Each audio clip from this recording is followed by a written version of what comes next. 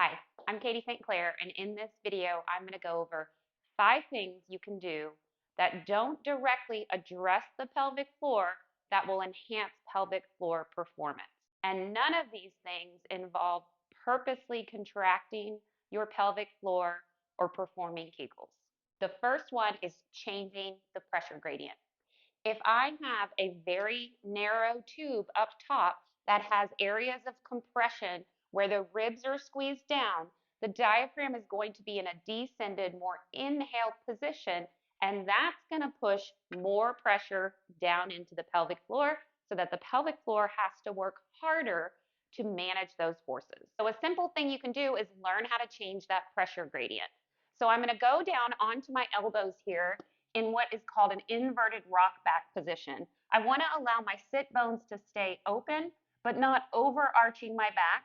And I want to push away from the floor without over tucking. I'm going to hold this position. I'm going to take an inhale through my nose. The pressure is now pushing down. It makes it easier for those forces to move up into the rib cage to expand those ribs in a 360 direction. And then I'm going to exhale all the air out. Lower ribs come on. I'm going to take my inhale. Nice slow inhale through the nose, which is going to allow this pressure to push forward and back and side to side. So as you breathe, don't just think about these lower ribs expanding. And in fact, you can even keep a little tension in the abdominals to begin with. And I want you to think about the upper 360 portion of the rib cage as expanding. So holding, sit bones lifted, pushing away with the elbows, inhale through the nose. Exhale. Let that diaphragm dome upwards and the pelvic floor and all the pressure of the guts moving up with the diaphragm. Exhale. So you want to repeat that for about 10 to 15 breaths. The second thing that you can do to really help the pelvic floor function well is to address individual compensation patterns that your rib cage has. Oftentimes, because of various compensation patterns, which are different for each individual, the rib cage can start to rotate more to one direction or push forward more on one side or be pulled back on the other side. And when that happens, the pelvis kind of goes along for the ride. And as the pelvis either turns or tips forward on one side more than the other, you can imagine that all the internal organs, the bladder, the uterus, the reproductive organs are now being pushed into one of those 4 quadrants within the pelvic floor, which makes it harder to manage forces. I can't really get into all of the details in this video. That's what I teach all about in my course, but I basically use 2 tests of the shoulder to help me identify where these areas of compression are. So one of those is the Apley's test. If you struggle with this test and you can't reach the back of your shoulder blade, or on the side, if your shoulder starts to really push forward and dump in, then that's probably an indication that that shoulder is struggling with internal rotation, which usually happens when the chest wall becomes compressed and the scapula wraps around the rib cage. So if I see that on one or both sides, I'm going to work on expansion into the chest. So the other test that I use is overhead flexion. This helps me to determine if the scapula can upwardly rotate the way that they should. And if they can't, usually what I see is compression on the back of the rib cage. So you want to set up against a wall because that kind of prevents you from cheating by flaring through the rib cage to get the motion. So I'm going to bring my knees up. My back is flat on the wall. I'm going to take my arms straight in front of me and I'm going to slowly raise up until I get to a place where I can't go anymore or my arms have to move out wider. Once I get there, I can determine if I've got more of a limitation. If you're way down here and can't get your arms up by your head, then you probably need some posterior expansion. So it's helpful to work on breathing drills that expand through the chest and the back, like we did with the inverted breathing.